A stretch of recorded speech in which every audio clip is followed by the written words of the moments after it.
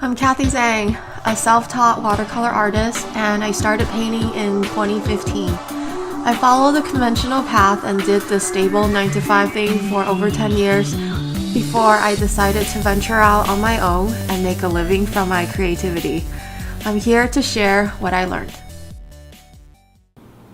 Hi there YouTube, this is Nam from Easy Sunday Club. I've been wanting to show you an office tour for a while, and it'll be a quick tour hopefully. We wanted to show you some of the equipment that we've purchased over the past 3 years to help Cathy's workflow as she develops new products. It's not to be expected that you would need all of these things in order to be an artist or to have an art studio. These are just some ideas of things that you could use that could help your workflow become a little faster. We're hoping that this is an educational tool that can help you in the future. So the first thing that I want to show you is our flat filer. We got this flat filer for $100 each or something like that from Ikea. You could get a flat filer from a used office supply store, but usually they go for $300, $400, $500, and they're super heavy. This meets Cathy's needs fine to kind of store some of her original art.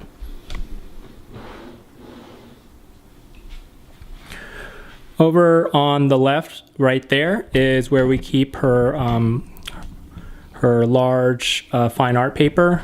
Over there on the bottom is where we keep some of the poly bags for some of the larger blankets and items like that we send out.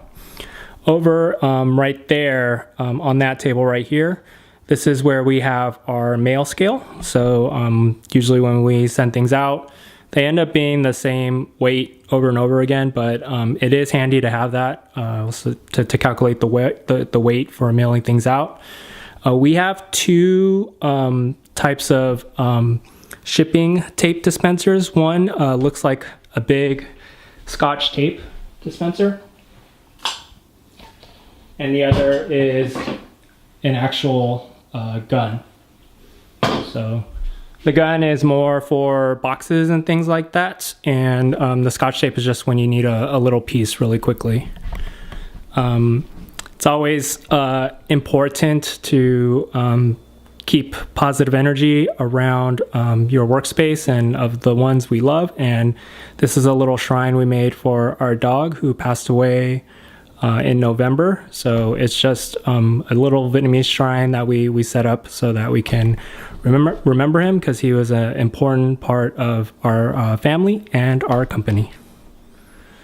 This is kind of the brainchild of our workspace. So this is where Cathy takes her Mac right there, and she sets it up and puts it into a little USB docking station that we have over there.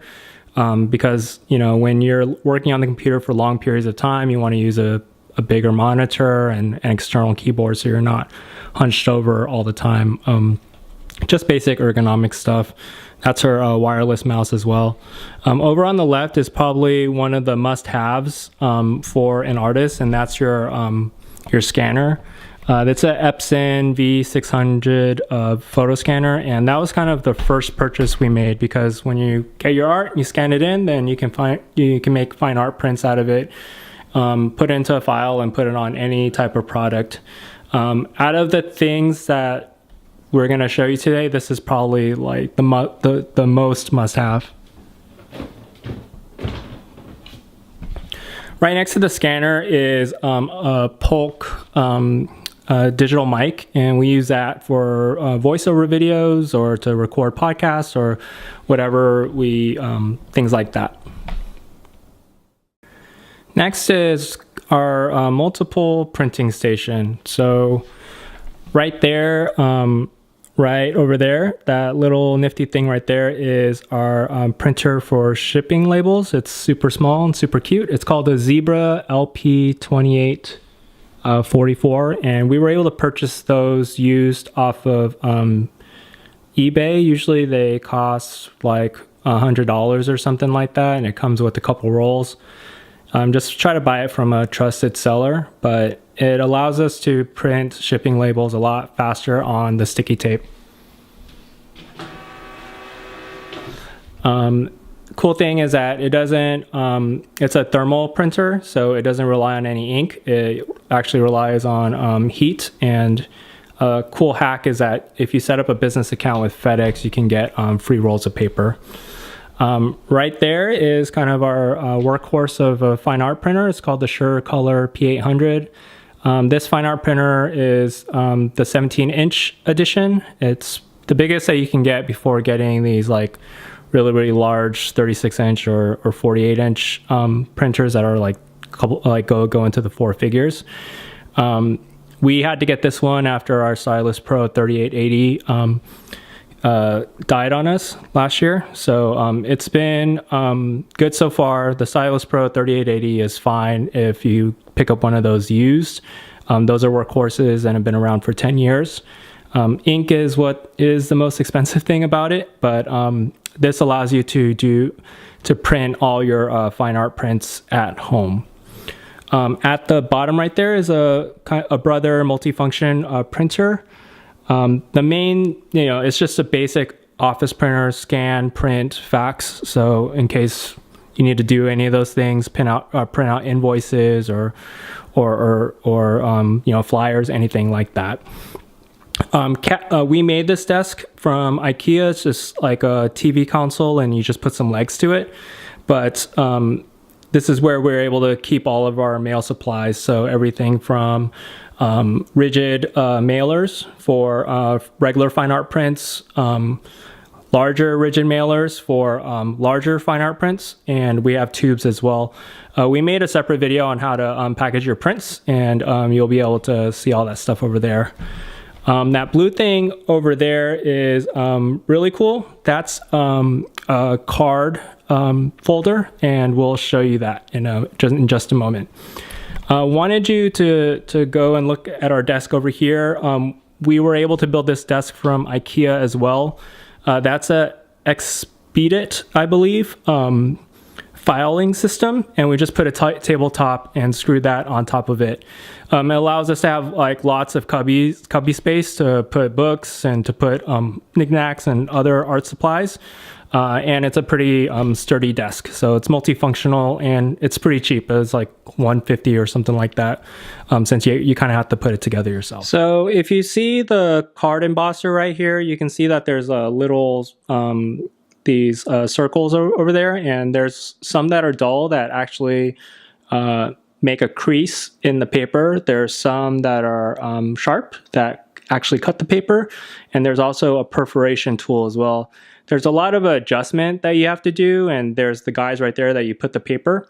But this is like, since Cathy makes her cards in-house, this allows us to really crease a bunch of cards all at once and introduce some automation as opposed to doing it how we used to do it with the Martha Stewart creasing machine that we had to do one at a time, which was really frustrating, especially because sometimes I would do it all crooked.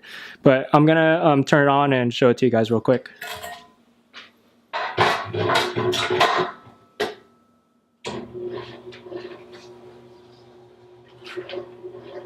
See? And just like that, be able to crease. So if you imagine having a greeting card or something like that, then that's how it would work. And last but not least is our Rotatrim Professional M24 paper trimmer. This is 24 inches long, and this allows us to really cut our fine art prints with a precision, since we do cut our fine art prints at home. This is on Cathy's drafting table, which Cathy actually doesn't use for drafting. She actually does all her painting on the kitchen table. But wanted to just show you just how it works really quickly.